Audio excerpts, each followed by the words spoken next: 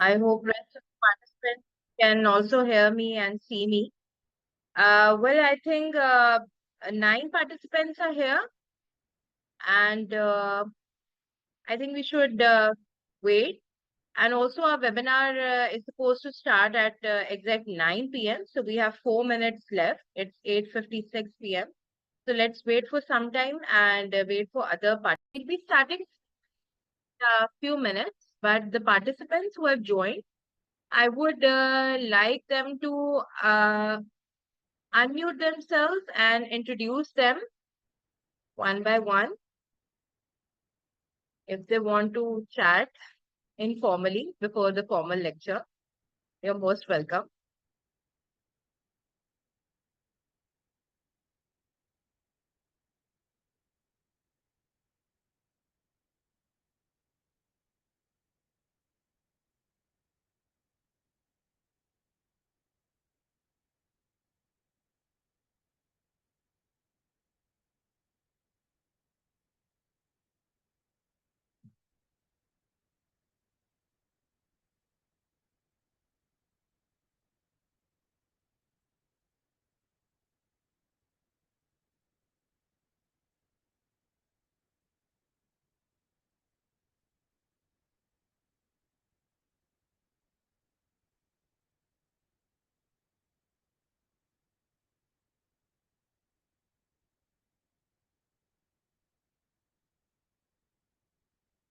Okay, Dr. Sheikh is saying that there is no voice. Dr. Sheikh, you can't hear me, please tell.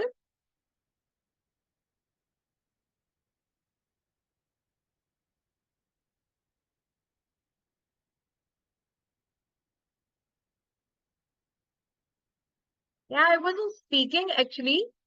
So, Dr. Sheikh, please. Okay, okay. I got your message. Now you can hear. Actually, I wasn't speaking. So, Dr. Sheikh, uh, can you introduce yourself, please?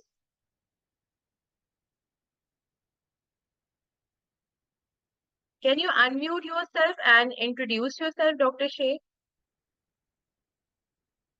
Because I think instead of staying silent, the people who have joined, we can have a casual chat, informal chat.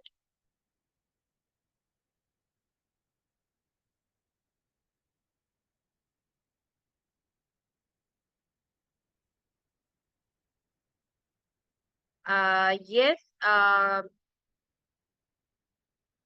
Dr. Musa, that's okay. I'm assuming everyone who is joining this session is a doctor for sure, and they have done a training in pediatric medicine or are currently doing training in pediatric medicine.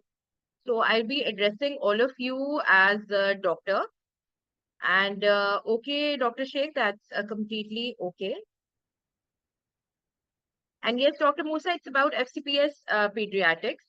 It's not for MD pediatrics. It's not for FCPS part one. This session is about FCPS part two pediatric medicine exam, which is supposed to happen at the end of pediatric medicine training.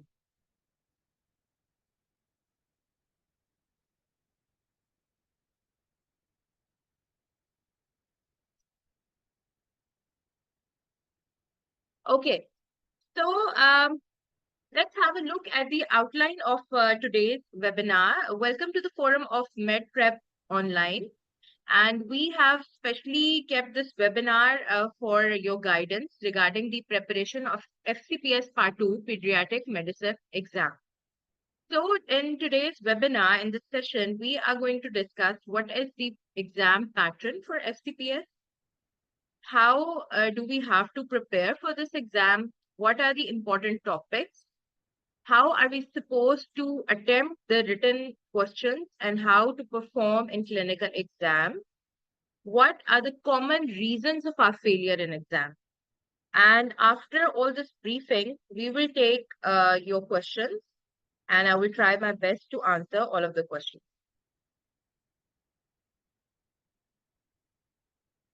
I hope you all can see the outline.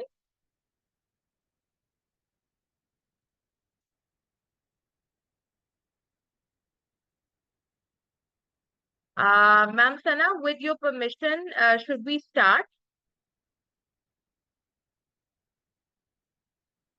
or should we wait for other people to join? Because it's 9:04 p.m. Okay, we are starting.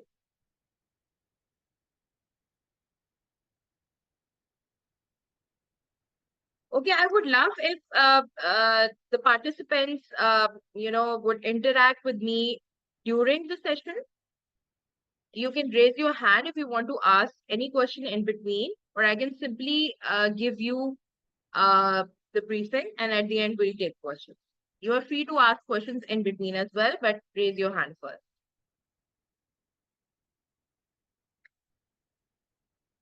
Okay, so what are the essential things for passing any kind of exam? The number one thing which is important is knowledge that you gain by studying for sure. Then, talking about clinical exam, we need to practice a lot, and the knowledge and practice, there should be revision and repetition of all these things. Repetition and revision of the theoretical concepts as well as the clinical methods and clinical skills.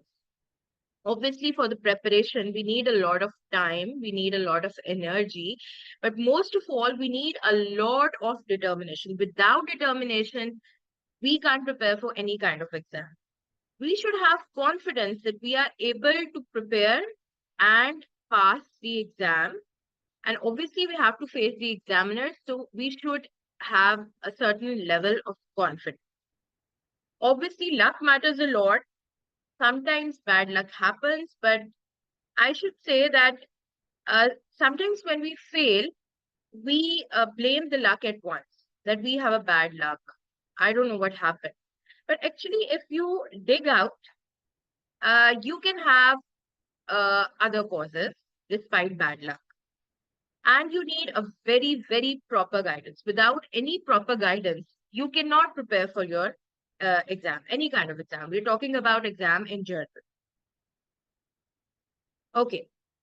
So what is the eligibility criteria for applying for exam? Now we're talking about a particular exam, that is FCPS Pediatric Medicine Part 2 exam. Obviously, our 4-year training should be complete. Our intermediate module exam, which we can take, in which we can appear after 2 years of training, that should be passed. If our IMM is not passed, we are not eligible for Part 2 exam. Before exam, we need to take the 4 mandatory workshops of CPSP, the details of which you can find in your e-logbooks and on the website of CPSP. We need to have 200 e-logbook entries, out of which 150 should be of pediatric medicine and 50 of various rotations. We should have our dissertation written and we should have our dissertation approval letter in hand. So our dissertation should be complete and it should be approved by CPSP. And most of all, we need to register for the exam. And also we have fee for the registration. I think that is 15,000 for now for each attempt. So these are the eligibility criteria for applying for Part 2 PEAT exam. Now, once we have applied for the exam, we have to take 3 kinds of exams. So we have 3 portions of this FCPS Part 2. Number 1 is the theoretical exam, that is written exam, which it is in the form of MCQ, multiple choice questions. So these are actually the questions in which all of the choices given can be the answer, but we are supposed to choose the best possible answer. The second part of exam is TOEFS. TOEFS stands for Task Oriented Assessment of Clinical Skills. You know that we used to have OSCE in our final year and 4th year clinical subjects, right, in MBBS. So basically, TOEFS is a modified type of OSCE. Then we have short cases and then we have long cases. So I'm making it clear that in FCPS Part 2 exam, written exam, we don't have any short essay questions, we don't have any long essay questions, and on clinical exam, we don't have any table work. Now, how many attempts can we take for the exam? Now, obviously, the sequence of exam would be that first we have to give the written exam, and after passing the written exam, we have 3 attempts for clinical exam. Clinical exam comprises of TOEFL, and uh, the second part would be long and short cases. That would happen on the same day. So after training is completed, we have met all the eligibility criteria for applying for the exam. Once we apply, first we need to give the theory. Now, it is not necessary that the first possible attempt of written exam after completing your training is must. Okay? I think everyone can understand Urdu here. Everyone is from Pakistan. So I'll be explaining few of the things in Urdu. I think that would be more easy. If any one of you cannot understand Urdu, please let me know. तो simple words में अगर मैं आपको उर्दू में समझाऊं कि आपकी training खत्म होने के बाद जो भी पॉसिबल रिटर्न की अटेम्प्ट बन रही है, जरूरी नहीं है कि आप वो दें। That is not must. आपकी ट्रेनिंग के बाद जब आप अप्लाई करेंगे, जब भी अप्लाई करेंगे फॉर द रिटर्न, आप तभी देंगे। पहली अटेम्प्ट पॉसिबल देना जरूरी नहीं है। लेकिन जैसे ही आप अपना थ्योरी एग्जाम पास कर लेते हैं, आपके पास 3 चांसेस होंगे फॉर द क्लिनिकल एग्जाम। उनमें से रिटन के बाद जो पहली क्लिनिकल अटेम्प्ट बनती है, you are suppose to appear in that. वो देना वो देना जरूरी है। मतलब आप उसको मिस नहीं कर सकते। अगर आप उसको मिस करेंगे तो आपकी एक अटेम्प्ट जाया हो जाएगी। ठीक है। उसके बाद अगर बाय चांस आप अपनी फर्स्ट अटेम्प्ट में पास क्लिनिकल एग्जाम के नहीं हो पाते, तो अब आपके पास 2 और चांसेस हैं। और 2 और चांसेस में से जो अगली अटेम्प्ट बन रही है स्केड्यूल के अकॉर्डिंगली, आप उनमें से कोई एक एक दफा आप एक एग्जाम को स्किप कर सकते हैं। ठीक है। तो पहली अटेम्प्ट रिटर्न के बाद आपने जरूर देनी है। अगली या उससे अगली you can skip, but total you have 3 chances. ठीक है। अब अगर अनफॉर्चुनेटली आप थ्योरी एग्जाम के बाद अपना क्लिनिकल एग्जाम 3 दफा फेल कर जाते हैं, तो you need to give the theory exam again. ठीक है। This is I have taken this screenshot from the CPST website. Now हमारे टोटल मार्क्स कितने होंगे? रिटन एग्जाम जो होता है ना, उसके पार्ट ए है एंड पार्ट बी है, दोनों के 100 मार्क्स है। टोक्स जो है वो 100 मार्क्स का होता है। यूजुअली आपके 10 स्टेशन होते हैं टोक्स के, लेकिन 12 13 like 10 to 13 station can be there, और वो 100 मार्क्स उन पे डिवाइडेड होते हैं। शॉर्ट केसेस आपके 4 होते हैं। और शॉर्ट केसेस, हर शॉर्ट केस आपका जो है ना वो sorry, it's of 25 marks, it's written wrong. So आपके शॉर्ट केसेस के भी टोटल 100 मार्क्स होता है। ठीक है। उसके बाद आपका लॉन्ग केस होता है, that is single long case, और वो आपका 100 मार्क्स का होता है। ठीक है। अब पासिंग मार्क्स को हम डिस्कस करेंगे। रिटन पेपर में, पेपर ए में 100 MCQs है, पेपर बी में 100 MCQs है, और दोनों पेपर्स आपके सेम डे होते हैं with a very little break. ठीक है। एक शॉर्ट ब्रेक के बाद आपका पेपर बी हो जाता है। पेपर ए और बी का कोई अलग से कोर्स नहीं है कि हम कहेंगे पेपर ए में ये टॉपिक्स आएंगे, पेपर बी में ये टॉपिक्स आएंगे। दोनों पेपर्स में पीडियाट्रिक मेडिसिन के किसी भी टॉपिक से रिलेटेड एमसीक्यू आ सकता है। ठीक है। आपने टोटल 75 मार्क्स लेना है रिटन एग्जाम में, और ये 75% मार्क्स जो हैं, 75 नहीं, 75% मार्क्स। ठीक है। ये आपके पार्ट ए और बी दोनों का रिजल्ट कंबाइंड है।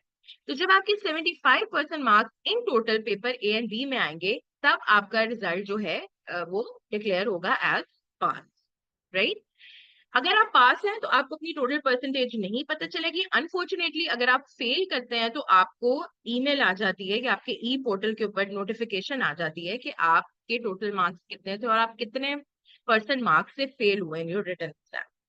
अच्छा जी, उसके बाद जब आपका रिटन पास हो जाता है तो आपने देना है क्लिनिकल एग्जाम। क्लिनिकल एग्जाम का फर्स्ट पार्ट है टोक्स। रिटन एग्जाम का रिजल्ट जो है वो ऑलमोस्ट आपका 1 वीक में आ जाता है। और जैसे ही आपका रिटन एग्जाम का रिजल्ट आता है, आपका टोक्स का स्केड्यूल भी आ जाता है। ठीक है। टोक्स जो है वो सारे कैंडिडेट्स का एक दिन भी हो सकता है, 2 दिन भी, that depends on the number of people who have applied for the exam. लेकिन कीप दैट इन माइंड कि आपके रिटन के 1 वीक बाद भी टोक्स हो सकता है। यूजुअली 10 to 20 डेज बाद टोक्स होता है। ठीक है। जब आप टोक्स देते हैं उसी दिन आपका टोक्स का रिजल्ट आ जाता है शाम तक, ठीक है। और उसके बाद आपने साथ ही अपना क्लिनिकल एग्जाम देना होता है, ठीक है। Although TOACS is a part of clinical exam, लेकिन अभी के लिए डिस्कशन के लिए मैं क्लिनिकल एग्जाम लॉन्ग और शॉर्ट केस को कहूँ, ठीक है। अच्छा जी, अब अगर आपके टोक्स में 55% और मोर है, तो although you are not pass in TOACS, because passing percentage for TOACS exam is 60%, लेकिन आपको एक चांस दिया जाता है कि आप अपने क्लिनिकल एग्जाम में यानी लॉन्ग शॉर्ट केस के लिए अपीयर हो। बट अनफॉर्चुनेटली अगर आप अपना long case and short case fail कर जाते हैं, तो आपको नेक्स्ट अटेम्प्ट में टोक्स देना पड़ेगा, because your TOACS was originally not pass. But if you score 60% or more in your TOEFL exam, obviously you are passing TOEFL and you are supposed to give the clinical exam. Now, clinical exam can happen the very next day after TOEFL. That depends on which day is assigned to you. ठीक है, टोक्स के अगले दिन से, अब टोक्स एक दिन में भी हो सकता है, 2 दिन में भी डिवाइड हो सकता है, लेकिन जिस दिन टोक्स खत्म हुआ नेक्स्ट डे से लॉन्ग शॉर्ट केस स्टार्ट हो जाएंगे। और यूजुअली डेली जो है वो 20 to 24 स्टूडेंट्स का, कैंडिडेट्स का लॉन्ग शॉर्ट केस होता है, ठीक है। तो आपके जो डेज बनते हैं वो अक्सर अल्फाबेटिकल ऑर्डर से बनते हैं। तो वो ये कहा जाता है कि जिनके जो नेम है वो ए से स्टार्ट होता है, they can even have long and short case the very next day after two, ठीक है।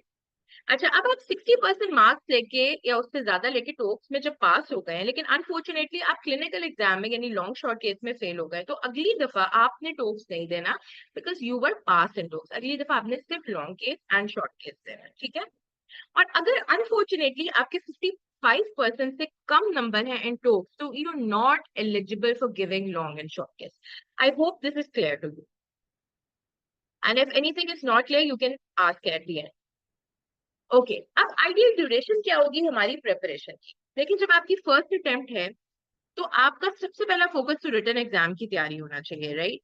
अगर आप 6 मंथ्स लगाते हैं रिटन एग्जाम की तैयारी के लिए, तो वो तो बहुत अच्छा है, दैट इज आइडियल। लेकिन अगर मैं कहूँ कि मिनिमम ड्यूरेशन आपको रिटन एग्जाम की तैयारी के लिए कितनी चाहिए, एमसीक्यूज ओरिएंटेड, इन 6 मंथ्स, देखिए टोक्स और क्लिनिकल एग्जाम भी आपका, उसकी भी तैयारी हो जाएगी जब आप रिटन की बहुत अच्छी तैयारी करेंगे। आप अपनी पीडियाट्रिक्स की टेक्स्ट बुक को पढ़ेंगे, ठीक है, तो आपकी एक्चुअली टोक्स और क्लिनिकल एग्जाम का थ्योरेटिकल पोर्शन भी प्रिपेयर हो रहा है, ठीक है। तो अगर आपके पास 6 मंथ्स है, तो जब आप अपनी टेक्स्ट बुक को पढ़ें तो आप इस तरह से पढ़ें कि ना सिर्फ आप एमसीक्यूज के लिए प्रिपेयर करें, बल्कि आपके जहन में ये हो कि ये टॉपिक अगर मुझे टोक्स के सेशन में आता है, या ये टॉपिक मुझे शॉर्ट केस की सूरत में आता है, लॉन्ग केस की सूरत में आता है, तो मेरी थ्योरी स्ट्रांग होनी चाहिए। But if you have only 3 months to prepare, फिर जरा आपको सिर्फ एमसीक्यूज के लिए जो इंपॉर्टेंट पॉइंट्स है वो प्रिपेयर करने होंगे, और उसके बाद आपको टोक्स और क्लिनिकल एग्जाम के लिए अलग से टाइम निकालना पड़ेगा, और ज्यादा टाइम निकालना पड़ेगा। टोक्स की अगर मैं बात करूं, तो 1 to 3 मंथ्स की ड्यूरेशन है। 3 मंथ्स में हम स्लोली बहुत अच्छी तैयारी कर सकते हैं टोक्स की, जिसमें हम डेली थोड़ा थोड़ा पढ़ेंगे, ठीक है, 1 आवर तक पढ़ेंगे डेली बेसिस पे। ये भी हो सकता है कि आप रिटर्न की तैयारी के साथ साथ टोक्स की तैयारी करें, कि भाई रिटर्न के बाद 7 या 10 डेज या 20 डेज के गैप से अगर टोक्स आएगा, तो मेरे से इतने कम टाइम में तैयारी नहीं होगी, तो मैं रिटर्न के साथ साथ टोक्स की तैयारी करूंगा। तो फिर आप डेली टोक्स का नहीं पढ़ेंगे, या डेली आप हाफ आवर निकाल के टोक्स का भी पढ़ सकते हैं during preparation for the return exam. तो डिपेंड करता है कि अगर आप रिटर्न के साथ साथ तैयारी कर रहे हैं, तो आप तैयारी कर सकते हैं 3 मंथ्स में। और मिनिमम जो है, ऑब्वियसली मिनिमम तो आप टोक्स की तैयारी 7 डेज में भी कर सकते हैं, 10 डेज में भी, लेकिन उसके लिए आपको number of hours per day for the preparation. Obviously जब आप रिटर्न की तैयारी बहुत अच्छी करते हैं, आपका रिटर्न पास हो जाता है, अब आपका टोक्स है थोड़े दिनों बाद, तो आपके पास कम टाइम होता है, तो आपने अब रिटर्न की तो तैयारी नहीं करनी, तो आपके पास अगर 7 डेज की है, तो आप टोक्स की बहुत अच्छी तैयारी कर सकते हैं, लेकिन उसके लिए आपको number of hours per day बहुत ज्यादा देने पड़ेंगे, ठीक है।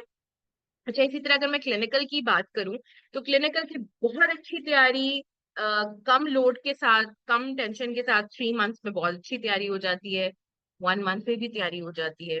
लेकिन ऑनेस्टली स्पीकिंग, अगर आप का एग्जाम रिटर्न पास हो गया है, ठीक है, रिटर्न के साथ साथ आपने टोक्स की तैयारी की थी, अब आपने टोक्स देना है, आपको 20 दिन मिल गए। अब 20 दिन में आपने सिर्फ टोक्स की तैयारी तो नहीं करनी है, बिकॉज टोक्स अगर आपका पास हो जाता है इंशाल्लाह, तो कुछ ही दिनों बाद आपका क्लिनिकल एग्जाम है, तो उन 20 दिनों में या 10 दिनों में आपने साथ साथ क्लिनिकल एग्जाम की भी तैयारी करनी है। तो अगर आप अपना सारा दिन तैयारी को दें, most of the hours of the day, तो आप इवन 10 to 20 डेज में क्लिनिकल एग्जाम की भी अच्छी तैयारी कर सकते हैं। लेकिन अगर आपकी सेकेंड अटेम्प्ट है, तो आपको सेकेंड अटेम्प्ट या ऑनवर्ड्स उससे ज्यादा है, तो आपको क्लिनिकल एग्जाम की ज्यादा अच्छी तैयारी करनी है और उसको ज्यादा टाइम देना है। Any question till now? अच्छा जी, अब पढ़ना क्या है? कोई क्वेश्चन है तो मुझे बता दें please, and please right something in the chat. Well, अच्छा जी, मैं जरा क्वेश्चंस देख लूं तो ये सारे मैं आपको क्वेश्चंस के आंसर देती हूँ, ठीक है? ये मैं आपको अच्छा, एक तो ये चीज की course is design to prepare for all written TOACS clinical exam. Yes, अभी हम तीनों एग्जाम्स की बात कर रहे हैं, ठीक है?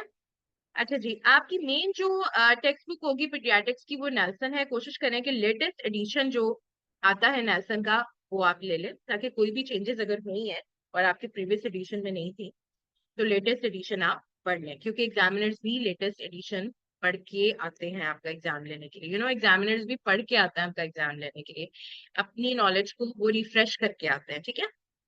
इसके अलावा ऑब्वियसली आप नोट्स अवेलेबल होते हैं डिफरेंट बुक्स की फॉर्म में, लेक्चर्स अवेलेबल होते हैं, डिफरेंट कोर्सेज होते हैं, तो you can opt for them for your preparation, right? इसके अलावा yes, these are the modes of studies. अच्छा जी, अब हम बात करेंगे कि हमारे पीडियाट्रिक मेडिसिन के मेजर यूनिट्स कौन से हैं, ना सिर्फ रिटन के लिए बल्कि for the clinical exam. We have neonatology, we have infectious diseases, including the vaccines, gastroenterology, liver and pancreatic diseases, pulmonology, cardiology, nephrology, urology, hematology, oncology, endocrinology, neurology। अच्छा जी, ये हमारे हो गए सिस्टम, ठीक है? ये आपने देखा है हमारे सिस्टम्स आ गए। लेकिन journal paediatrics is very important, उसको हमने इग्नोर नहीं करना। प्लीज रिमेंबर कि हमारा एक्चुअल पीडियाट्रिक मेडिसिन का एग्जाम है। ये हमारा पीड्स पल्मोनोलॉजी, पीड्स नेफ्रोलॉजी, पीड्स कार्डियोलॉजी का एग्जाम नहीं है।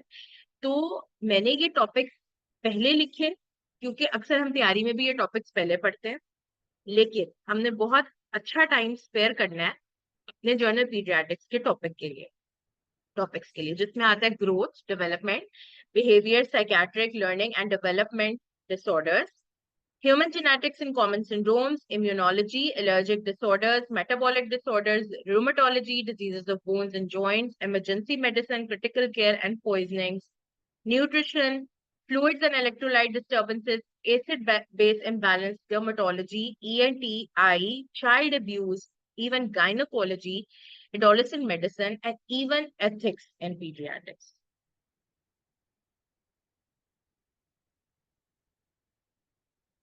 Okay. Now talking about the topics for TOEFL.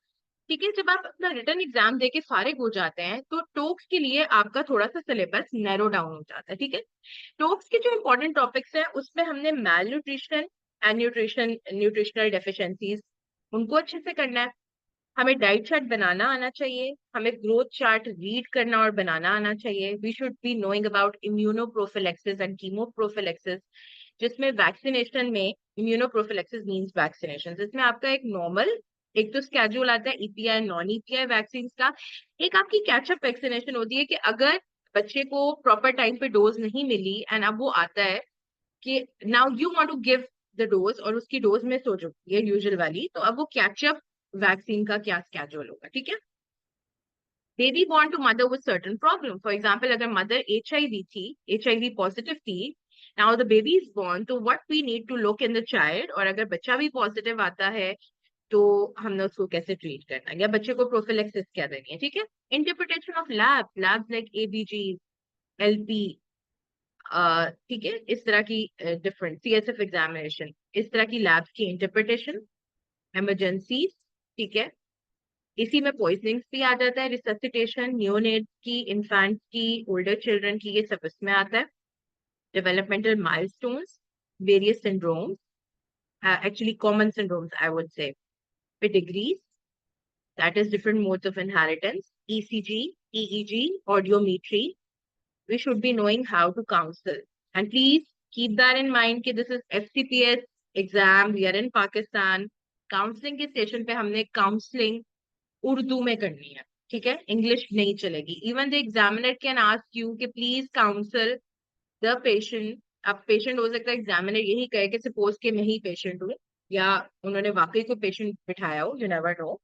तो even your examiner can ask you to speak in Punjabi, ठीक है, और your local language. I am talking about Punjab and Lahore generally, ठीक है. तो पंजाबी या आपकी लोकल लैंग्वेज भी आपको बोलने को कही जा सकती है. इसके अलावा आपकी रेडियोलॉजी आती है, instruments, procedures, pictures. Now pictures are very important. आपकी नेल्सन टेक्स्ट बुक के अंदर जितनी पिक्चर्स बनी हुई है वो आपको टोक्स के स्टेशन में आ सकती हैं. क्लिनिकल सिनेरियोज आपको किसी भी तरह के आ सकते हैं. Literally you can have clinical scenario of rape of an adolescent female, ठीक है. You can have scenario of strabismus, how to manage strabismus, ठीक है. कोई भी लेटेस्ट इशू चल रहा है, लाइक कोविड के दिनों में कोविड का स्टेशन आता था, अभी मंकी पॉक्स चल रहा है, मंकी पॉक्स का स्टेशन आ सकता है, ठीक है. एनी काइंड ऑफ थिंग, कुछ भी आ सकता है, ठीक है. लेकिन यस, हम आपको गाइड कर सकते हैं. In the course, we'll be announcing a course for FCPS preparation at the end, जिसमें हम आपको common scenarios and common topics के बारे में गाइड कर सकते हैं. IMNCI के क्वेश्चंस भी आपको आ सकते हैं. Okay, so any question up till now? Let me check the inbox if we have any question.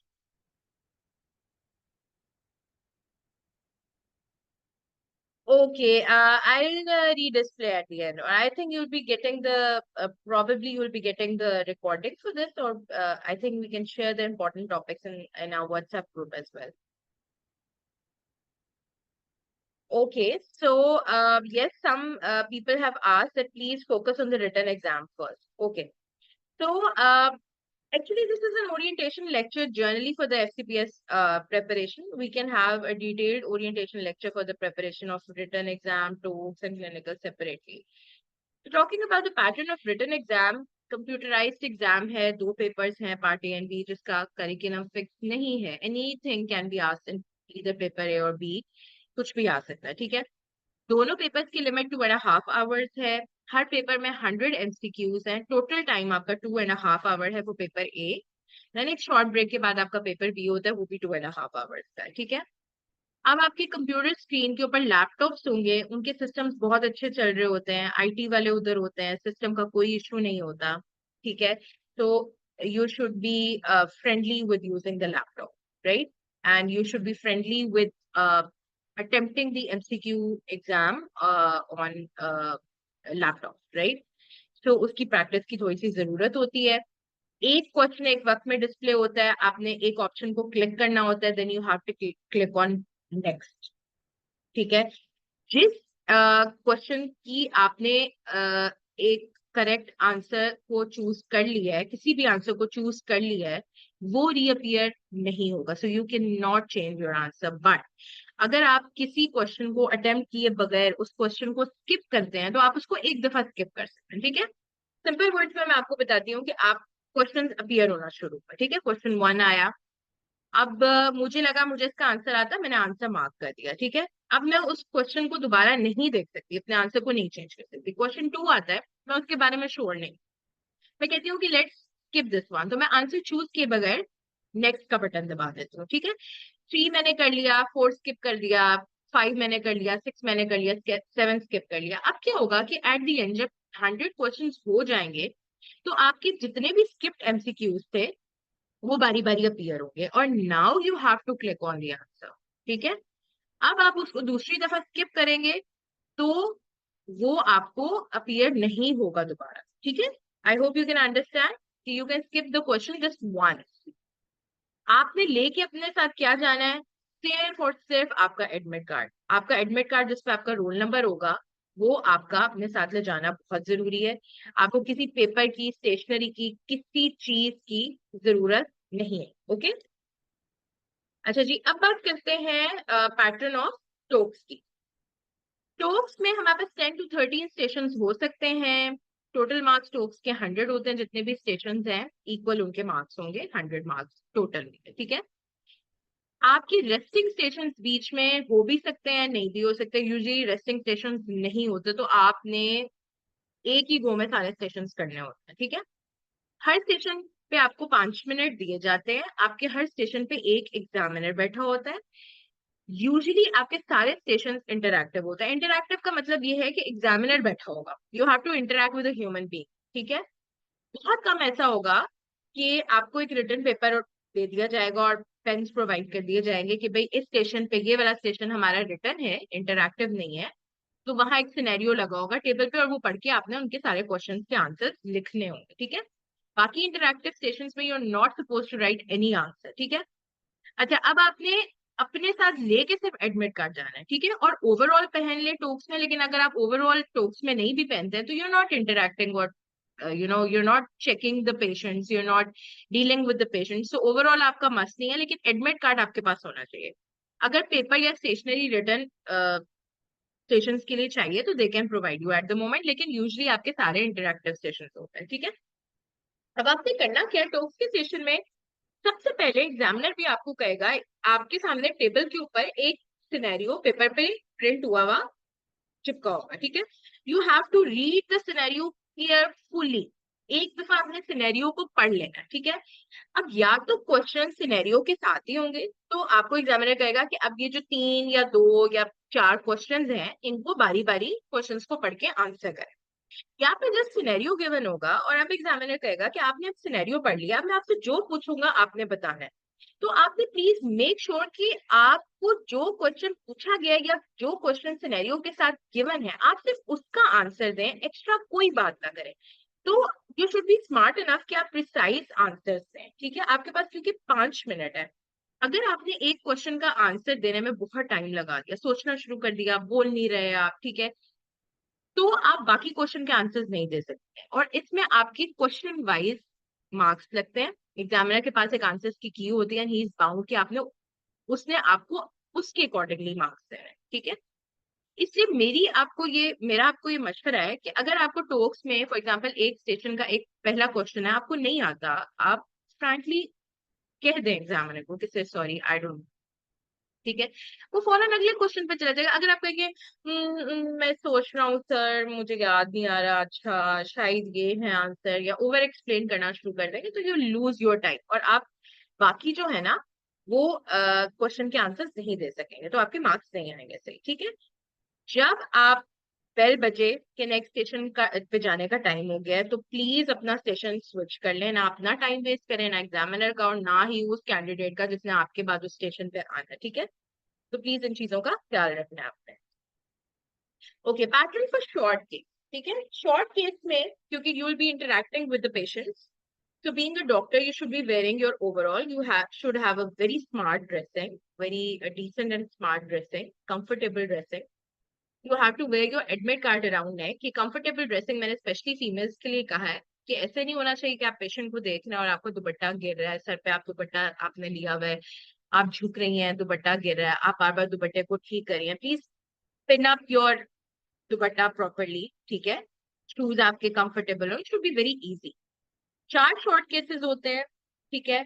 Her short case के ऊपर 2 एग्जामिनर्स होते हैं।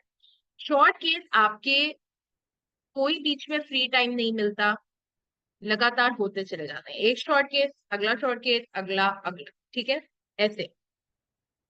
अब आप जब एक पहले शॉर्ट केस में आए हैं तो आपको 5 मिनट्स मिलता है for the examination of the patient, और उसके बाद बेल बजा देते हैं, एग्जामिनर आपको कह देता है कि your examination time is over, please come for the viva, ठीक है। अब जब वो आपको ये कह दे तो please please go and go to the examiner और उसको 5 मिनट वाइवा दे। अगर आप ये करेंगे कि आप एग्जामिनर से कहेंगे सर 1 मिनट 1 मिनट ये रह गया, मैं ये कर लूं सर, ओ मेरा तो एग्जामिनेशन नहीं हुआ, please let me do that, please let me finish, तो आप अपना वाइवा का टाइम लूज कर जाएंगे और आपको कोई स्कोर नहीं मिलेगा, ठीक है। तो प्लीज इन चीजों का आपने ख्याल रखना है। अगर आपका एग्जामिनेशन कंप्लीट नहीं हुआ और वाइवा के स्टार्ट में आपको एग्जामिनर कहता है कि प्लीज एक्सप्लेन योर फाइंडिंग्स, तो आप उसको एंड पे कह सकते हैं कि I would also like to do this and this, ठीक है। डोंट यूज द वर्ड्स के I miss that, I should have done that, no, please smartly say at the end I would like to do that, ठीक है। तो इससे examiner examiner आपको observe भी कर रहा होगा, उसको एक मैसेज मिल जाएगा कि ये चीज आप करना चाह रहे थे, कि आपको लग रहा था कि एसेंशियल है, लेकिन आप टाइम की शॉर्टेज की वजह से नहीं कर सकते। अच्छा जी, आपके पास एक बहुत प्रॉपर एग्जाम बैग होना चाहिए। हम जब डिटेल्ड ओरिएंटेशन क्लास करेंगे फॉर द क्लिनिकल एग्जाम, तो हम आपको एग्जाम बैग की भी डिटेल्स बताएंगे कि क्या आपके पास इंस्ट्रूमेंट्स एंड लॉजिस्टिक्स होने चाहिए, ठीक है। लेकिन रिटन एग्जाम में शॉर्ट केस में आपको कुछ भी लिखना अलाउड नहीं है। आपके पास पेन नहीं होगा, आपके पास पेपर नहीं होगा। ऐसा नहीं होगा कि आप पेशेंट को एग्जामिन करें and you're noting down your findings और अब आप पेपर को देख देख के एग्जामिनर को बता रहे हैं। नो, आपने फाइंडिंग्स को अपने माइंड में रखना है and you have to explain the findings to the examiner very smartly in smart words, और फिर आपने वाइवा देना है। Yes, definitely. People are asking that there should be separate session for the clinical exam preparation. Yes, I believe there should be a separate orientation class for written exam, one detailed orientation class for TOEFs, and one for clinical exam for long and short case. Even we can have two separate classes, one for short case and one for long case, and inshallah we'll be conducting them soon. Now, talking about the pattern of the long case. Long case may again, you have to interact with the patient. You need to be properly dressed. You should be wearing very comfortable dress, and you should wear overall. You should have your admit card around your neck. ठीक है। अच्छा, ये मैं admit card around the neck इसलिए बोल रही हूँ क्योंकि रिटर्न में तो चलो आपने टेबल पे जाना है, आप एडमिट कार्ड को साइड पे भी रखते हैं, गले में आपने ना भी पहना। जब शॉर्ट केस में आप एक केस करें, दूसरे पे मूव करें, दूसरे पे मूव करें, तो दैट डजंट लुक गुड कि आपका एडमिट कार्ड आपके हाथ में था, वो कभी गिर रहा है, ठीक है, आप उसको पकड़ रहे हैं। तो अगर आपने उसको नेक में डाला हुआ है, तो आराम से आप एग्जामिनर इवन कार्ड के ऊपर से आपका रोल नंबर भी देख लेता है, ठीक है। लेकिन अक्सर एग्जामिनर्स आपसे बार बार रोल नंबर पूछते हैं, तो you have to tell your roll number to them at the start of performance on short case और लॉन्ग केस और स्टेशन ऑफ टू, ठीक है। You have to go through one long case. आपके long case में दो examiners होंगे, ठीक है। फर्स्ट आपको 30 to 40 minutes दिए जाएंगे to take history and do detailed examination of the patient. So you have to completely interact with the patient and not with the examiner, but keep that in mind during your history taking and examination, one of the examiners would be observing you, ठीक है। तो आप गलत methods नहीं कर सकते हैं, ठीक है ना। आप कोई चीज पूछ लें और आप उसको मॉडिफाई करके बता रहे हो एट द एंड, तो ये काम नहीं हो सकता, ठीक है। अच्छा, आप प्रेफरेंस आपकी ये होनी चाहिए कि आप 30 मिनट्स में हिस्ट्री ले लें, एग्जामिनेशन कर लें, और 10 मिनट्स में आप बैठ के, और यस, इस लॉन्ग केस में आपके पास पेपर होगा, आपके पास पेन होगा। पेपर आपको दिया जाएगा, पेन मिल सकता है वी डोंट हैव पेन, लेकिन आई वुड सजेस्ट कि आप अपने एग्जाम बैग के अंदर अपने पास पेन्स लेके जाएं, दो तीन, ठीक है, नॉट जस्ट वन, क्योंकि आपको एक्स्ट्रा की जरूरत पड़ सकती है, ठीक है। अब आप जो हिस्ट्री या एग्जामिनेशन के बारे में लिखना चाहते हैं on the paper, you can write. It's not essential कि आप बहुत बड़े बड़े सेंटेंसेस लिखें, पूरी पूरी हिस्ट्री लिखें, वो उस पेपर को कोई चेक नहीं करेगा, ठीक है। लेकिन that is for your guidance कि जब आप कंपाइल करेंगे केस, तो आप पॉइंट फॉर्म में लिखें, इजी। इंशाल्लाह जब हम कोर्स करेंगे तो हम आपको पॉइंट फॉर्म में चीजें प्रिसाइज करके लिखना और फिर उसको रीड करके एग्जामिनर को बताना, will guide you about that, ठीक है। तो उस पेपर को एग्जामिनर ने नहीं देखना, लेकिन आप अपनी ईज के लिए उसमें चीजें लिखें, ठीक है। बिकॉज जब eight the end of 40 minute examiner आपसे कहेगा कि नाउ डिस्क्राइब योर केस, ठीक है, तो आपको सब जुबानी नहीं याद होगा, पेपर पे आपने पॉइंट फॉर्म में स्मार्टली लिखा होगा, तो आप देख देख के बता रहे हो। You have to look at your paper, you don't have to look at the patient again and again, ठीक है ना। तो 30 मिनट्स में अगर आप हिस्ट्री ले लें और एग्जामिनेशन कर लें, 10 मिनट्स में आप पढ़ें कि मैंने लिखा क्या है, ठीक है, एक दफा एक सीक्वेंस देख लें, ठीक है, और उसके बाद आप अपना केस बताएं। अब एक और चीज होती है लॉन्ग केस में कि आपको समरी भी बनानी आनी चाहिए। पूरी हिस्ट्री आप सुनाते हैं, पूरे एग्जामिनेशन के पॉइंट्स बताते हैं, लेकिन एंड पे आपको अक्सर एग्जामिनर कहता है कि समराइज योर केस, या वो पूरी हिस्ट्री सुनता ही नहीं है, वो कहता है जस्ट समराइज योर केस, ठीक है। और उसके बाद समराइजेशन या पूरी केस सुनाने के को इंक्लूड करते हुए 30 मिनट्स में आपका वाइवा होता है इन डिटेल, ठीक है। और दोनों एग्जामिनर करते हैं बारी बारी। यूजुअली उनमें से एक एग्जामिनर हिस्ट्री और एग्जामिनेशन रिलेटेड पॉइंट्स आपसे पूछ रहा होता है, ठीक है। मतलब आप जब उसको हिस्ट्री सुना रहे हैं तो या तो वो पूरी सुन लेगा या वो आपको बीच में टोक भी सकता है, एंड ही कैन रिकन्फर्म। तो अगर आप ऐसे कर रहे हैं कि पेशेंट ने आपको कुछ बताया लेकिन अब आप एग्जामिनर को कुछ बता रहे हैं, तो एग्जामिनर कैन आस्क यू कि डॉक्टर साहब sorry, what I heard was that the patient said that and you are telling me the opposite thing, ठीक है। तो you have to justify, even you have to justify कि आपने एक question क्यों पूछा। फिर एग्जामिनेशन में भी आपको साथ साथ एग्जामिनर टोक सकता है कि डॉक्टर साहब आपने ये स्टेप किया लेकिन your method was not right, so what is the right method, can you again demonstrate me the right method, ठीक है। ऐसे भी हो सकता है। ऐसे भी हो सकता है कि एग्जामिनर आपका पूरा केस सुने और फिर वो अपनी क्वेरीज पूछे कि डॉक्टर साहब मुझे ये चीज समझ नहीं आई, आपने ये पूछा था, अच्छा क्या और पूछना चाहिए था, क्या चीजें आपको लगता है आपने एग्जामिनेशन में मिस कर दी, have you done this, have you done that. तो उसके बाद अगला एग्जामिनर आपसे, दूसरा एग्जामिनर पूछेगा कि now based in your history and examination what is your provisional diagnosis, या give me a list of your DDs. Then वो वाइवा लेगा कि ओके आपने ये डायग्नोसिस टॉप पे रखा, तो what is the reason, how will you justify that this is a case of this, ठीक है। व्हाई फॉर एग्जांपल मैं आपको एक एग्जांपल देती हूँ कि आपने केस किया एंड आपने प्रोविजनल डायग्नोसिस दिया जुवेनाइल इडियोपैथिक अर्थराइटिस, ठीक है, JIA। एग्जामिनर आपसे कहेगा ओके डॉक्टर साहब please tell me what are the points favoring the diagnosis of JIA. Then the examiner can ask you कि why is this case, why is this patient not a case of SLE? तो आपने इस तरह से बताना है, ठीक है। अच्छा जी, उसके बाद अब हमने पैटर्न्स को डिस्कस कर लिया है। अब हम बात करेंगे रीजंस ऑफ फेलियर, ठीक है। अच्छा जी, अभी अब तक कोई क्वेश्चन है अबाउट द पैटर्न तो आप प्लीज मुझसे पूछे, and let me have a look at the chat box. जी, a lot of people are saying कि separate sessions होने चाहिए, inshallah we'll be doing separate sessions, and should we skip attempt after failing या attempt दे देना चाहिए, okay, इसका मैं answer देती हूँ। should we keep working before exam preparation or should take leave, मैं इसके बारे में भी आपको बताती हूँ अभी। what will be the design of your course ये भी डिस्कस करते हैं। clinical is getting stuck, यही हम रीजंस अभी फेलियर की डिस्कस करने लगे हैं, ठीक है। उसके बाद August written exam had a lot of derma and musculoskeletal, yes. उसके एमसीक्यूज क्यू बैंक में सफिशिएंट नहीं है, we should be adding those, okay good. And you should focus and tell us details of written exam, please redisplay written exam important topics, okay इंशाल्लाह we be redisplaying that, or we'll provide you a list in our WhatsApp group. Okay, we are suffering a lot for clinical. It will be great help if you conduct a session. Thank you. Yes, ma'am. Please emphasize on how to give crisp, short summary and the correct methods. Okay. Course fee. Okay.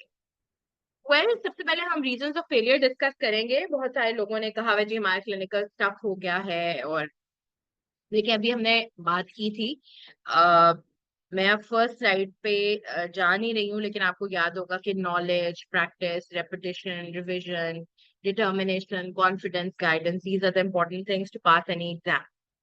सबसे पहले आपने तैयारी करनी है, ठीक है। तैयारी किए बगैर आपका एग्जाम पास नहीं होगा, ठीक है। तैयारी करने के लिए आपका एम तो ये होना चाहिए कि आप 100% तैयारी करें, पूरा सिलेबस कवर करें, लेकिन अनफॉर्चुनेटली पूरा सिलेबस कवर करना बहुत मुश्किल हो जाता है, हर एक के डिफरेंट सिनेरियोज होते हैं। लेकिन एटलीस्ट आपका एम होना चाहिए कि आपकी तैयारी 90%, ठीक है। और 90% तैयारी के साथ बहुत चांसेस है कि इंशाल्लाह पास हो, ठीक है। अब फेलियर की रीजन क्या होती है कि एक तो हम पूरे सिलेबस को गो थ्रू नहीं करते, सब उनमें से सिर्फ इंपॉर्टेंट टॉपिक्स उठाते हैं और वो पढ़ लेते हैं, और जो टॉपिक्स हम समझते हैं कि अनइम्पॉर्टेंट है, सवाल आ जाता है उनमें से, ठीक है। फिर हम कहते हैं कि हमारे पास टाइम नहीं था तैयारी का। ठीक है।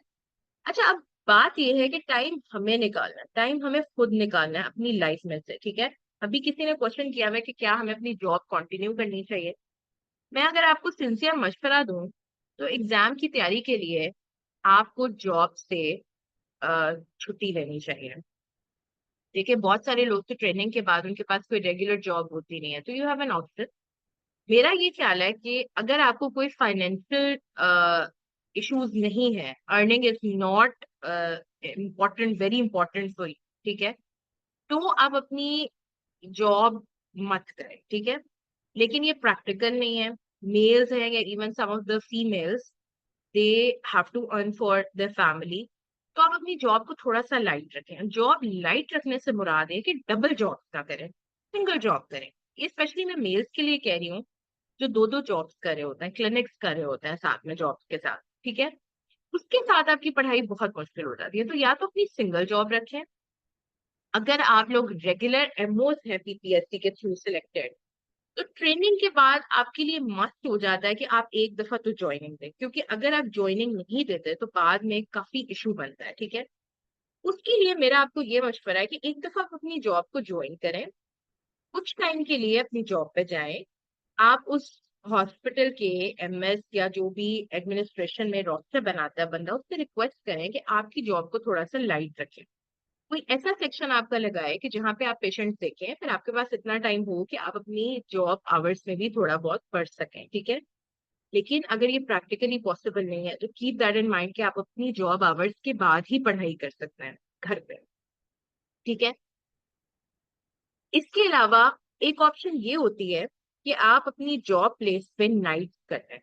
ठीक है। ये एक बड़ी प्रैक्टिकल ऑप्शन है, क्योंकि जब आप एज एमओ अपनी जॉब पे नाइट्स करते हैं तो आपको वीक में 3 नाइट्स करनी होती है। ठीक है।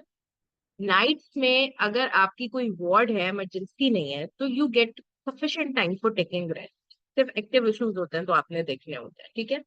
ये एक बहुत अच्छी ऑप्शन होती है। अच्छा, ये तो जॉब से रिलेटेड हो गया कि हमने टाइम स्पेयर कैसे करना है। फैमिली कमिटमेंट्स, देखिए, you have to talk to your whole family, you have to talk to your kids, कि ये एक बहुत इंपॉर्टेंट चीज है। अगर आपने अपना टाइम, थोड़ा सा फैमिली टाइम को कॉम्प्रोमाइज करके एग्जाम की तैयारी अच्छे से नहीं की, तो आप स्टक हो जाएंगे और मुश्किल हो जाएगा। ठीक है। तो इसलिए एक दफा अपनी फैमिली से, अपने बच्चों से प्यार से बात करें। ठीक है। बच्चों को देखें, क्वांटिटी ऑफ टाइम बच्चों के साथ स्पेंड करना इतना इंपॉर्टेंट नहीं है जितना क्वालिटी ऑफ टाइम है। ठीक है। Most of the candidates are there. ठीक है। तो आप अपने बच्चे को डेली थोड़ा टाइम दें, लेकिन क्वालिटी टाइम दें। ठीक है। क्वांटिटी ज्यादा रिक्वायर्ड नहीं है। बच्चे को जरा खुश करने की कोशिश करें। ठीक है। रोजाना जब तैयारी करके जाते हैं तो बच्चे के लिए कोई खाने की चीज लेके जाएं, कोई टॉय लेके जाए, ताकि बच्चा आपसे खुश रहे। ठीक है। लेकिन ऐसा भी नहीं है कि आप एग्जाम की टेंशन में बच्चों को, घर को टोटल इग्नोर कर देना हो। You have to maintain a balance. ठीक है। थोड़ा सा तो आपका घर इग्नोर होगा। और अगर आपने एक दफा डिसाइड कर लिया है कि मैंने अपने फैमिली टाइम को, फैमिली को थोड़ा सा इग्नोर करना है because of my exam preparation, तो you don't have to feel guilty about that. क्योंकि जब आप गिल्टी फील करते रहेंगे तो फिर आपकी तैयारी भी अफेक्ट होगी। ठीक है। और ऐसा भी नहीं होना चाहिए कि तैयारी में आप इतने इरिटेबल हो गए हैं कि फैमिली के साथ जो जरा सा टाइम स्पेंड करने के लिए मिल रहा है उसमें भी आप सबसे लड़ाइयाँ कर रहे हो। No, you have to keep a balance. ठीक है। अच्छा, उसके बाद रीजन ऑफ फेलियर, एक तो ये था कि टाइम नहीं होता। ठीक है। दूसरा ये होता है कि हमें मोटिवेशन ही नहीं होती। हम में से बहुत सारे लोग जो है ना, वो एग्जाम के लिए रजिस्टर कर देते हैं और फिर हम कहते हैं कि यार मैंने फीस तो दे दी है, मैं एग्जाम तो दे दूंगा या दे दूंगी, लेकिन अब मेरा तैयारी करने का दिल नहीं कर रहा। अब बस मैंने बगैर तैयारी के जाना है और मेरी लक अगर मैं पास हो जाऊँ। ये नहीं होना चाहिए। अपनी फीस को वेस्ट ना करें, पढ़ लें जितना भी पॉसिबल है। ठीक है। अगर आपका टारगेट 90% या चले 80% तैयारी है और आप अनफॉर्चुनेटली नहीं कर पाते, तो जितनी परसेंट भी, 30%, 40%, 60, 70%, आप जितनी तैयारी कर सकते हैं प्लीज करें। क्योंकि आपकी लक अच्छी हो सकती है कि जो जिन चीजों में से आपने तैयारी की, आपको वही केसेस आते हैं, वही चीजें एग्जाम में आती हैं और आपकी लक अच्छी हो तो आप पास भी हो सकते हैं। ठीक है। तो जितने परसेंट भी तैयारी कर सकें, लेकिन तैयारी जरूर करें। ठीक है। छोड़ नहीं देनी तैयारी। अच्छा, अब ये आप पे डिपेंड करता है। अगर आप बहुत स्मार्ट लर्नर हैं, आपने एक दफा चीजें पढ़ी, हो सकता है आपको दोबारा रिवाइज ना करना पड़े। ठीक है, कुछ लोगों की लर्निंग पावर, रिटेनिंग पावर बहुत ज्यादा होती है। ठीक है, लेकिन most of the people they need revision. अब ये रिविजन जो है, ये मैं थ्योरेटिकल कॉन्सेप्ट्स की बात कर रही हूँ, जो कि आपके मेनली रिटर्न में आएंगे। टोक्स में भी थ्योरेटिकल कॉन्सेप्ट्स हैं, और ऑब्वियसली शॉर्ट और लॉन्ग केस में भी थ्योरेटिकल चीजें हैं। दूसरी चीज है प्रैक्टिस। ठीक है, एमसीक्यूज की प्रैक्टिस करें, पास्ट पेपर्स के जो क्वेश्चन बैंक्स होते हैं उनकी, एमसीक्यूज की। टोक्स के सेशन की प्रैक्टिस करें। ठीक है, लॉन्ग शॉर्ट केस की प्रैक्टिस करें। ठीक है,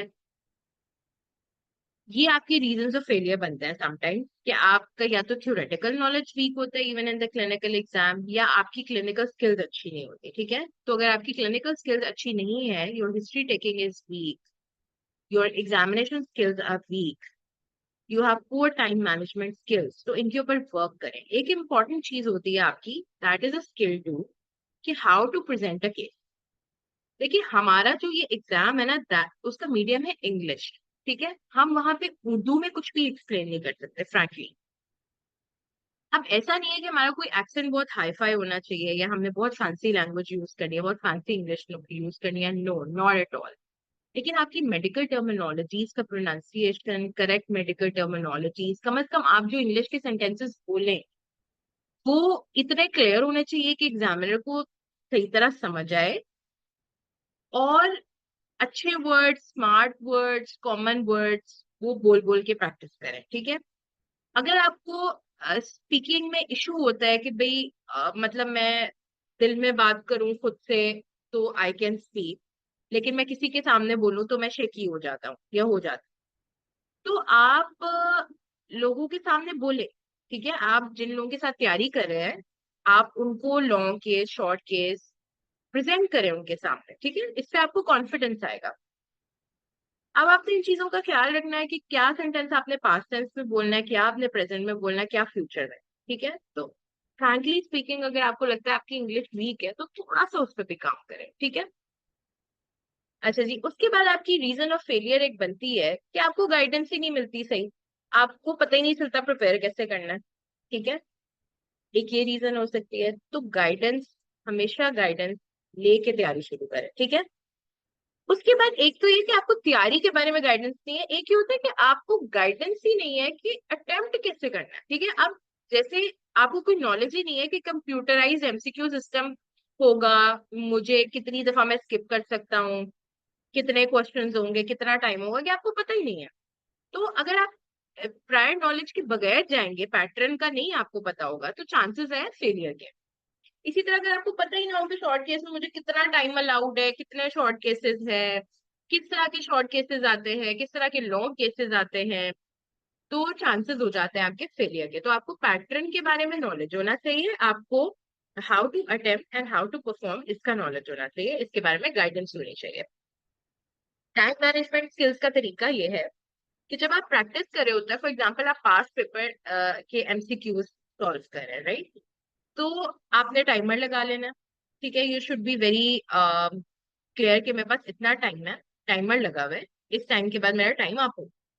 इसी तरह जब आप शॉर्ट केस परफॉर्म कर रहे हैं, लॉन्ग केस परफॉर्म कर रहे हैं तैयारी के वक्त, और जब आप उनको प्रेजेंट कर रहे हैं to any of your colleague, ठीक है, तो टाइमर के साथ करें, ताकि आपको एग्जाम में जितना टाइम अलाउड होता है उस तरह आप प्रैक्टिस करें, तो एग्जाम में आपकी टाइम मैनेजमेंट सही हो। खुदा ना खासा अगर आपको कोई मेडिकल इलनेस है, फीवर हो गया है, फ्लू हो गया है, डायरिया हो गया है, तो ऑब्वियसली ये चीजें जो है ना, वो आपके एग्जाम परफॉर्मेंस को और एग्जाम की तैयारी को अफेक्ट करेंगे।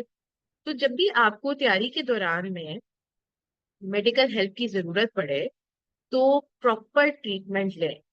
ठीक है, anxiety is the biggest cause of failure. अच्छी तैयारी होती है, शेकी हो जाता है बंदा, पैल्पिटेशंस होने लग जाते हैं, स्वेटिंग होना शुरू हो जाता है, ट्रेमर्स होने लग जाते हैं, तो अपनी एंजाइटी को कंट्रोल में करें। If you feel your anxiety, एक तो सेल्फ डिटर्मिनेशन है, deep breathing exercises and yoga time निकाल के वो अगर आप करें। ठीक है, अगर आपको लगता है कि आपकी anxiety, your anxiety is too much, तो आप इवन किसी साइकोलॉजिस्ट या साइकियाट्रिस्ट की हेल्प भी ले सकते हैं, ठीक है। मैं अब आपको ये एडवाइस नहीं करूंगी कि आप लोग एग्जाम से पहले सारे इंटरॉल की गोली खा के जाए, लेकिन honestly speaking Inderal that is a beta blocker that helps, ठीक है, लेकिन वो भी किसी साइकियाट्रिस्ट की या मेडिसिन स्पेशलिस्ट की प्रिस्क्रिप्शन के बगैर आप बिफोर एग्जाम कोई भी दवाई मत लें, ठीक है। लेकिन yes, a lot of doctors they prescribe Inderol 20 to 30 minutes before the exam, a 10 mg tablet, ठीक है। But I please make sure I'm not recommending it to all of you. ये सिर्फ आपने अपने किसी प्रॉपर डॉक्टर से prescribe करवा के लेनी है।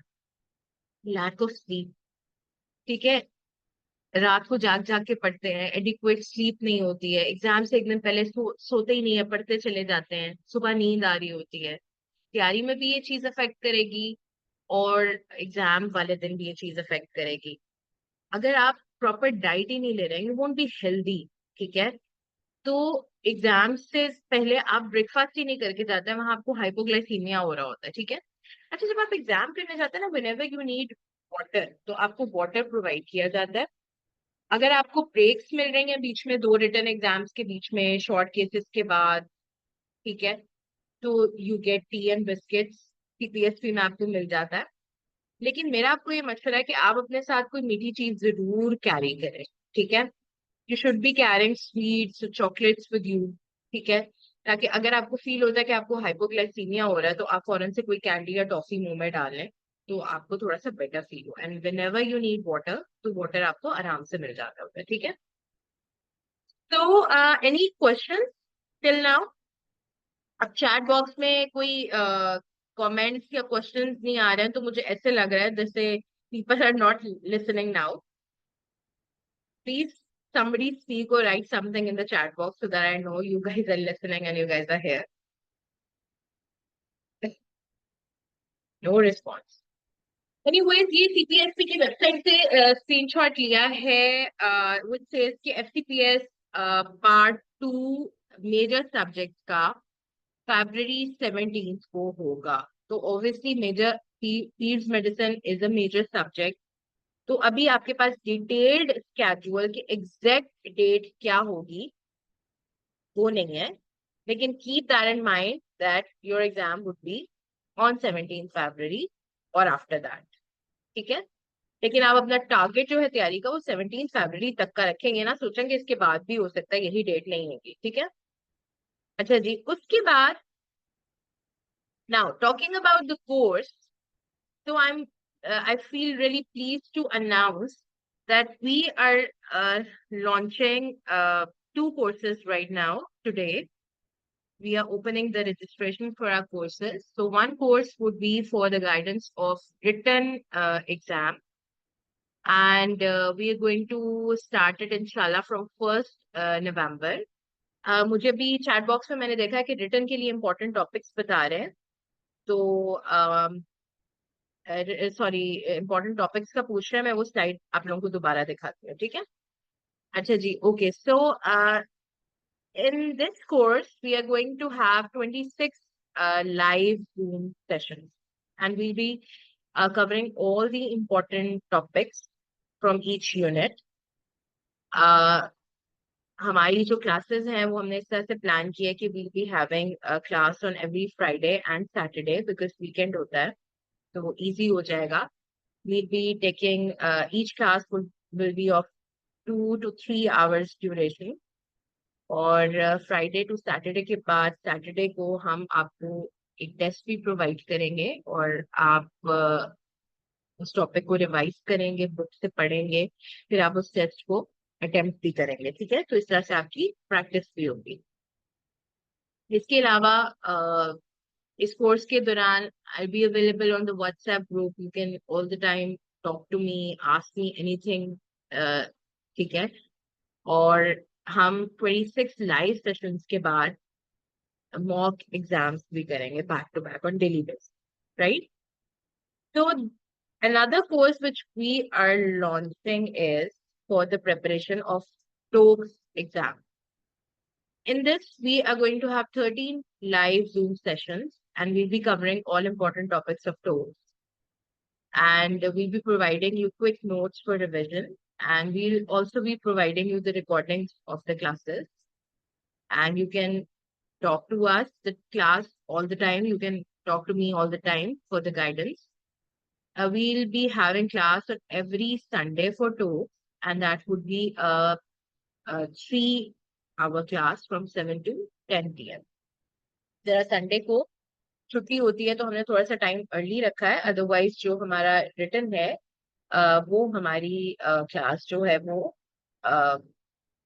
9 और 9:30 p.m. स्टार्ट होगी. तो we be providing you the details if you are interested.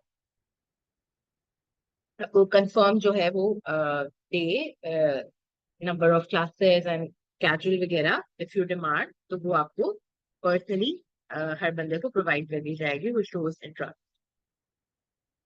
Okay, someone is saying कि संडे को kindly make it 6 to 9. Okay, and someone is asking about the fee.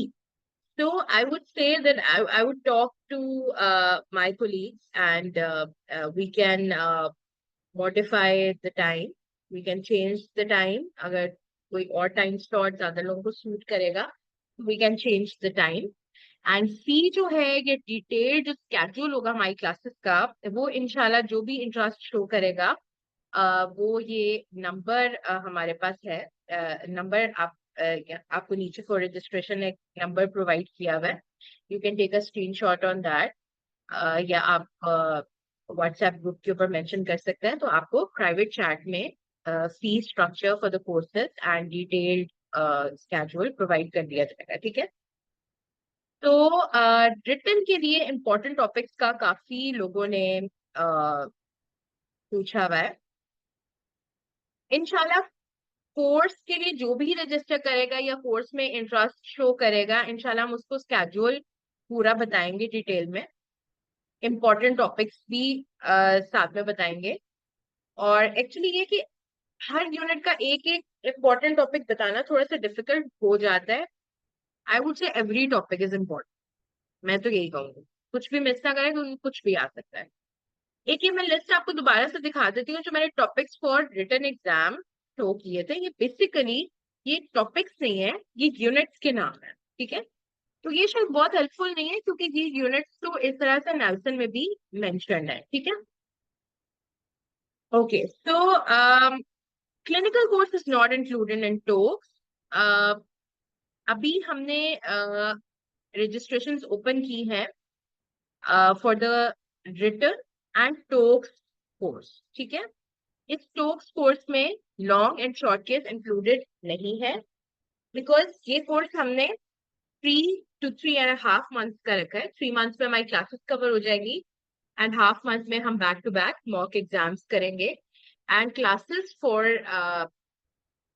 these two courses are going to start from November, from the start of November. ठीक है.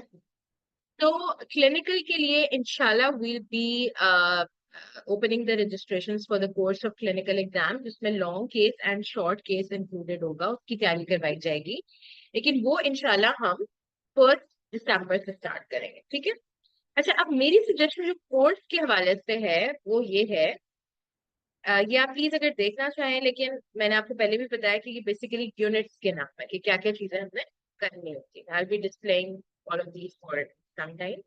ठीक है. ये तो शायद आपने देख लिया है. This is the second slide for the topics for written exam. अच्छा, मेरी सजेशन जो है ना वो ये है कि अगर आप पहली दफा मतलब एग्जाम देना है आपने, तो ऑब्वियसली आपका फोकस तो मेनली रिटन पे होना चाहिए. You should take the written, right. लेकिन जैसे मैंने आपको बताया कि आप रिटन पास करते हैं तो 7 to 20 days के अंदर आपका टोक्स एग्जाम हो जाना है. ठीक है.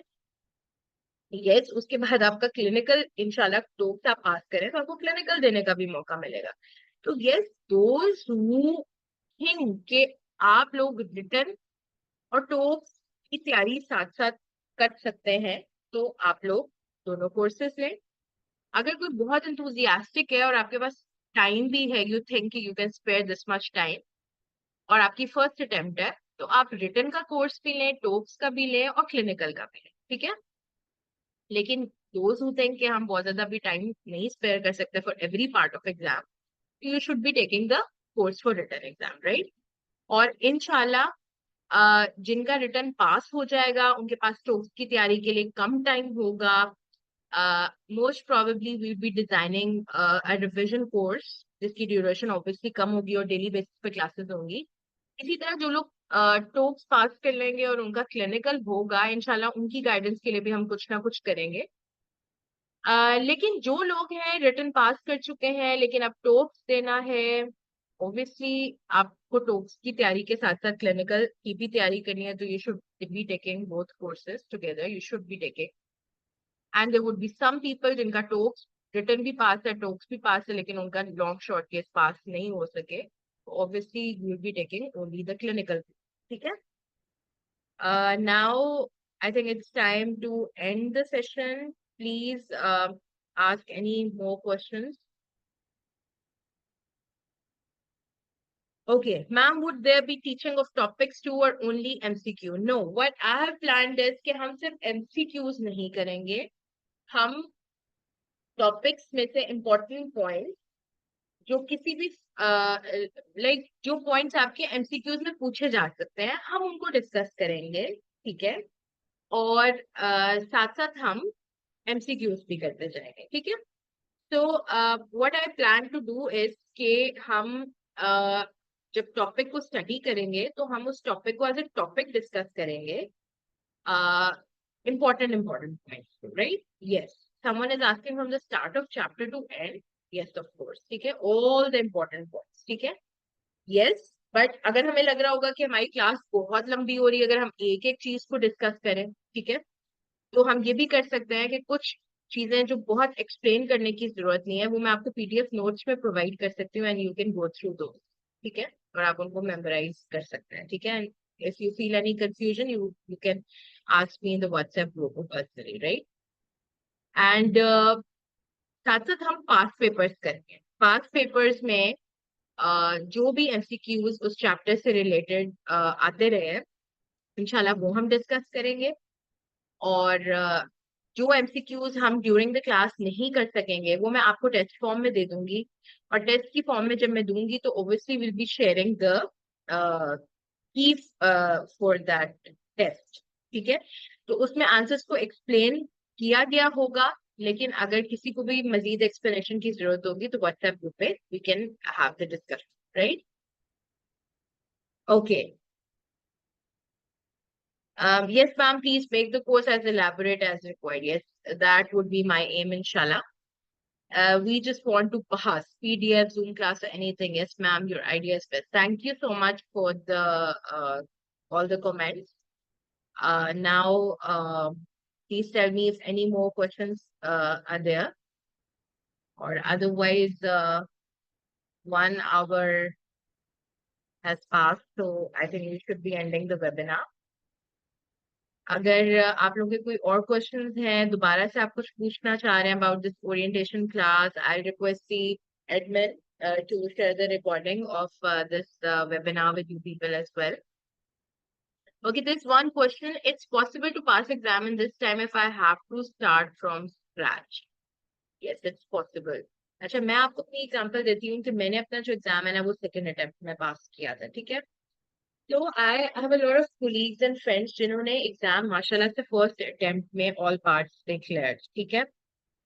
व्हाट आई फेल्ट कि उन लोगों में और मेरे में डिफरेंस क्या था जिन लोगों ने फर्स्ट अटेम्प्ट में पास किया, वो ये था कि मेरे में थोड़ी सी lack of determination and lack of confidence था इन माय फर्स्ट अटेम्प्ट. ठीक है. थोड़ा सा मैंने अपने माइंड में बिठाया हुआ था कि यार फर्स्ट टाइम में बहुत कम लोगों का पास होता है, मेरा कहाँ होगा. ठीक है, तो चलो ठीक है, मेरी जितनी तैयारी हुई फाइन, आई डू. ठीक है, रह भी गया एग्जाम तो सेकंड अटेम्प्ट में हो जाएगा. लेकिन व्हाट आई फेल्ट कि जिन लोगों ने फर्स्ट अटेम्प्ट में पास किया उनकी बहुत स्ट्रॉन्ग डिटर्मिनेशन थी कि हमने अपना एग्जाम फर्स्ट अटेम्प्ट में निकालना है, हमने एक ही दफा इतनी मेहनत करके एग्जाम देना है क्योंकि हम बार बार एग्जाम की तैयारी नहीं करना चाहते. एंड माशाल्लाह उनकी डिटर्मिनेशन थी, उन्होंने टाइम स्पेयर किया, उन्होंने अच्छी गाइडेंस के साथ तैयारी की, मोर देन 90% आई वुड से तैयारी की और एग्जाम दिए. ठीक है. लक भी ऑब्वियसली उनकी अच्छी थी। अच्छा, ऐसे भी लोग होते हैं जो कम तैयारी के साथ जाते हैं लेकिन उनकी लक अच्छी होती है, जो उन्होंने पढ़ा होता है वो आ जाता है। तो यस, आपकी लक कभी भी अच्छी हो सकती है और आप कम तैयारी के साथ भी पास हो सकते हैं, ठीक है। अच्छा, एक क्वेश्चन का मैं आंसर देना चाहूंगी कि समवन आस्क्ड मी कि अगर आपका एग्जाम एक दफा फेल हो जाता है तो should you give the next attempt और नॉट।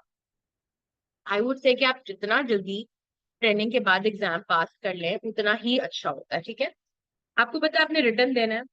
मेरा ये मशवरा है कि आप अपनी ट्रेनिंग खत्म होने के 6 मंथ बाद जो अटेम्प्ट बनती है रिटर्न की वो जरूर दें।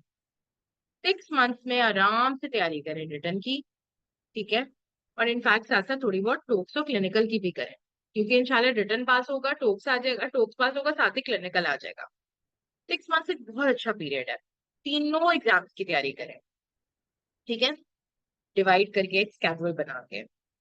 उसके बाद आप रिटर्न के बाद फर्स्ट अटेम्प्ट तो आपने देनी ही देनी है। अब अनफॉर्चुनेटली अगर आपकी फर्स्ट अटेम्प्ट पास नहीं हो पाती है तो मेरा ये मशवरा है कि आप सेकेंड अटेम्प्ट जरूर दें, ठीक है, फौरन।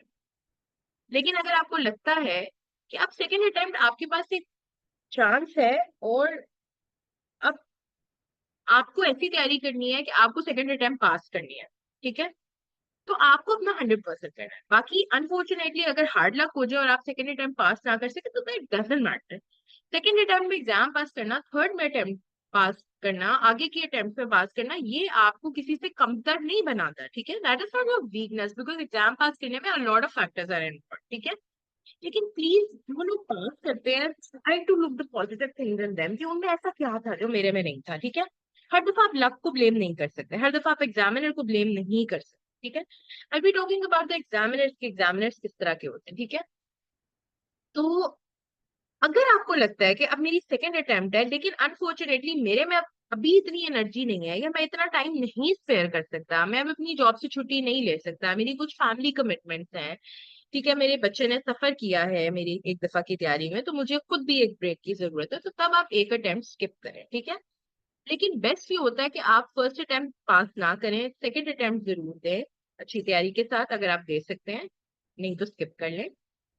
अगर फिर आपकी सेकेंड अटेम्प्ट भी अनफॉर्चुनेटली फेल हो गई है तो देन मेरा अपना ये मशवरा है आपको कि फिर आपको एक दफा स्किप कर देना चाहिए, जस्ट टू टेक रेस्ट। क्योंकि दो अटेम्प्ट्स में अगर आप अनफॉर्चुनेटली फेल होते हैं ड्यू टू एनी रीजन, आपका कसूर था, लक थी, एग्जामिनर का कसूर था, वट एवर, तो आप बड़े ड्रेन हो चुके होते हैं, ठीक है, और आप बहुत डीमोटिवेटेड हो चुके होते हैं, तो आपको थोड़ी सी ब्रेक की जरूरत होती है। आपको पता है कि साल में 2 दफा एग्जाम्स होता है, ठीक है, तो आपको कुछ टाइम मिल जाता है टू हील, ठीक है, and to regain your energy. तो एग्जामिनर्स के बारे में मैं, कोई और क्वेश्चन है तो please let me know. Luck is not in our hands obviously, ma'am बस कुछ भी करके पास करवाते हैं, we will try our best. देखिए, अब जो भी आपको गाइड करता है ना, वैसे तो मैं आपको एक बात बताऊं कि वी ऑल आर एडल्ट्स और ये हमारी एडल्ट लर्निंग है, ठीक है। अब एडल्ट लर्निंग का एक असूल होता है कि आपको गाइडेंस प्रोवाइड की जा सकती है लेकिन आपको स्पून फीडिंग नहीं की जा सकती, ठीक है। अब मैं अगर आपके साथ कोई भी इंपॉर्टेंट टॉपिक डिस्कस कर रही होंगी, ठीक है, तो कोई गारंटी नहीं है कि आप जो है ना वो अटेंशन नहीं दे रहे, हो सकता है आपकी अटेंशन ना हो, ये हो सकता है कि आपको रिविजन की जरूरत हो। ऑब्वियसली ऐसा तो नहीं होगा ना कि हमारी 2 या 3 घंटे की क्लास में मैं जो आपको पढ़ाऊंगी आपको साथ साथ याद हो जाए, ऐसे तो नहीं होगा। तो ऑब्वियसली आपको उसके बाद अगली क्लास तक, जो कि next Friday Saturday after 1 week होगी, आपको उस टॉपिक को अच्छे से रिवाइज करना है, ठीक है। अब मेरी गाइडेंस आपको 100% होगी इंशाल्लाह, ठीक है। लेकिन अनफॉर्चुनेटली अगर आप रिविजन नहीं कर रहे हैं तो उसमें इशू आएगा। And yes I get your point कि स्पून फीडिंग की जरूरत नहीं, concept, yes about the concept I would से हमारे एग्जाम की फेलियर की एक ये भी रीजन होती है कि हमने चीजों के रट्टे लगाए होते हैं या हम बता रहे होते हैं कि we have to manage this case like that, क्योंकि हम अपनी ट्रेनिंग में मैनेज कर रहे होते हैं, ठीक है। हमें लॉजिक नहीं पता होता, हम ये चीज कर रहे हैं, हम क्यों कर रहे हैं, ठीक है। या अगर एक डिजीज में ये सिम्टम आ रहा है तो what is the pathophysiology behind that, ठीक है। या अगर हम मैनेजमेंट में ये चीज दे रहे हैं तो उसका रैशनल क्या है, ठीक है। या अगर किसी डिजीज की कोई कॉम्प्लिकेशन डेवलप हो रही है तो उसकी पैथोफिजियोलॉजी क्या है। एग्जाम पास करने के लिए हमारी पैथोफिजियोलॉजी एंड कॉन्सेप्ट स्ट्रांग होना बहुत ज्यादा जरूरी है, ठीक है। बहुत सारे जो आपके एग्जामिनर्स होते हैं वो कॉन्सेप्ट पूछते हैं। देखिए एग्जामिनर्स जो है ना, यस नो डाउट आपके फेलियर की रीजन एग्जामिनर्स के का एटीट्यूड भी हो सकता है। सम एग्जामिनर्स आर डिफरेंट, ठीक है। I won't say they are bad examiners, unfortunately they are human beings. और समटाइम्स ऐसे भी होता है कि किसी दिन they are in a good mood, उनका मूड होगा वो ज्यादा लोगों को पास कर देंगे, अगले दिन उनका मूड खराब होगा तो उनको हर एक की बात बुरी लग रही होगी, आंसर्स पसंद नहीं आ रहे होंगे, चांसेस है कि वो फेल कर दें। लेकिन मैं आपको एक बात बताऊं कि generally examiners are very good. Examiners जो है ना वो ऐसे ही नहीं बन जाते।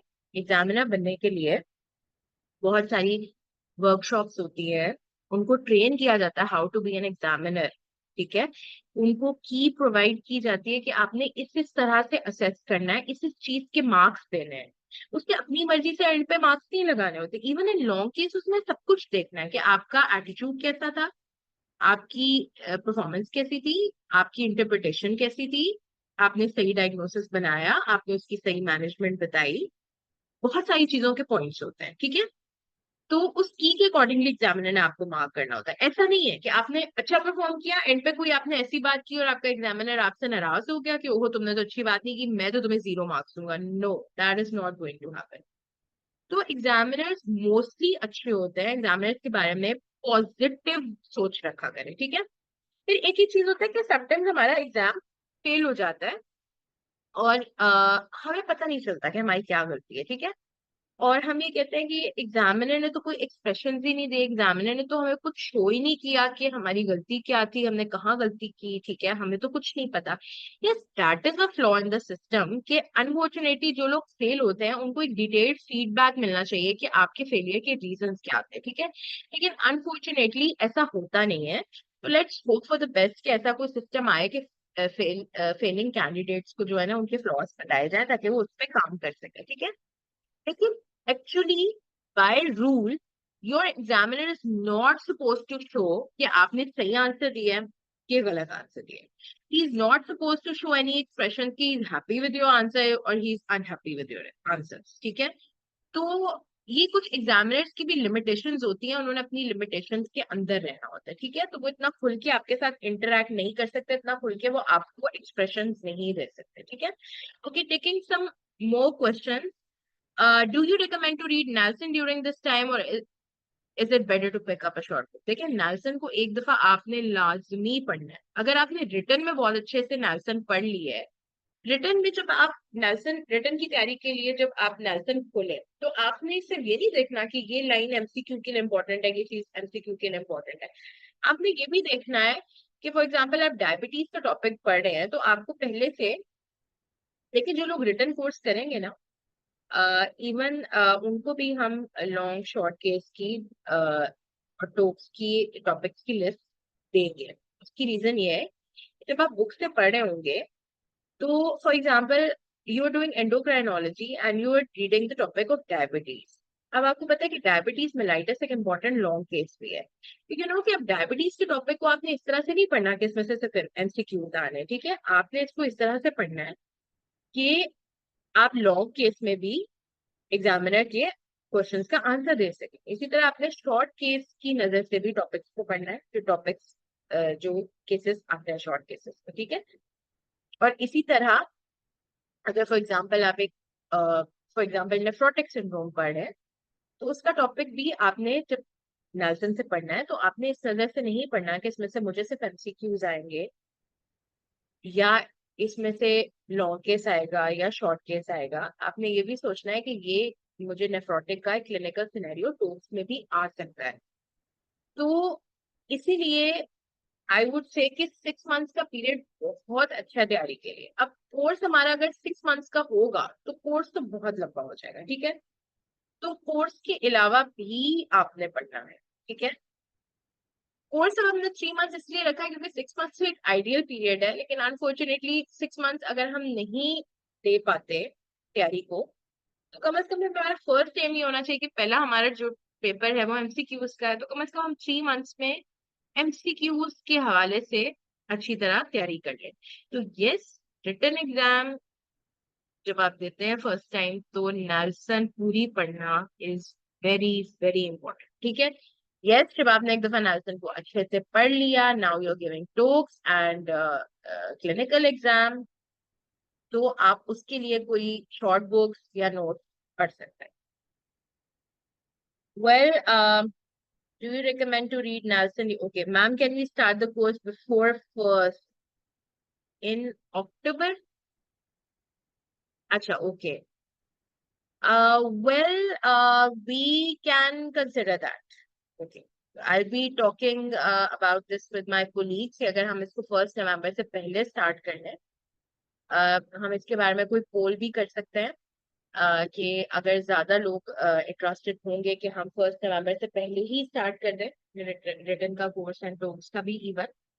और जैसे हमने प्लान किया कि क्लिनिकल का हम 1 दिसंबर से करें, लेकिन I think we should go for a poll कि अगर आप लोग चाह रहे हैं कि क्लिनिकल की भी तैयारी नवंबर से ही शुरू हो जाए तो we can go for that.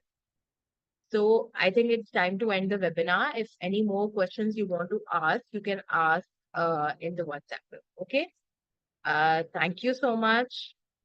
Take care and be confident that you can prepare well and you can pass the exam. So think positive. Take care of yourself. Thank you, ma'am. Welcome.